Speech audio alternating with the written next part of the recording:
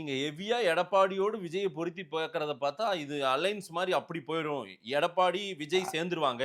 அ ஏடிஎம்கே, தாவேகா சேர்ந்துரும் போல உங்களுக்கு தெரியுதா? ஏதாவது அச்ச உணர்வா இருக்கா? அப்படி அப்படி போனா ஒண்ணும் தேறாதுங்கிறது தான் நான் சொல்றேன்.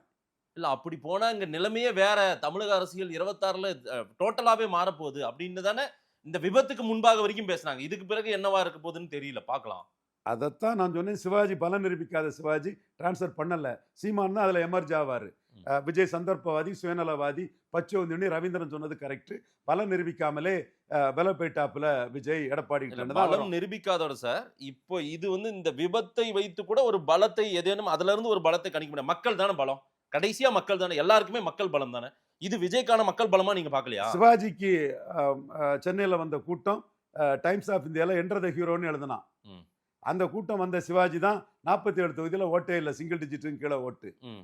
சோ பலம் நிரூபிச்சாதான் மரியாதை. ம். விஜயகாந்த் பலம் நிரூபிச்சாரு. அன்றைய காலகட்டங்கள்ல சிவாஜிக்கு வந்தவர்கள் இளைஞர்கள் கூட்டமா? இல்ல அந்த ஏஜ் ஃபேக்டர்ல எல் ஏதாவது சொல்ல எல் முடியும்? எல் எனக்கு எல் தெரியல. நீங்க தான் சொல்லணும். எல்லா ஃபேக்டரும் இருந்தது. எல்லா ஃபேக்டரும் ஆமா. இருந்தது. அந்த ஏஜ் ஃபேக்டர்ல இருந்தவனுக்கு மகன், தம்பிமார்லாம் வந்தான். ஆஹா, ஆ. எனக்கே தெரியுது. ஆனா இன்னைக்கு இது ஒரு நான் அன்னைக்கு மூப்பனார் கூட தான் நின்னேன். சரி.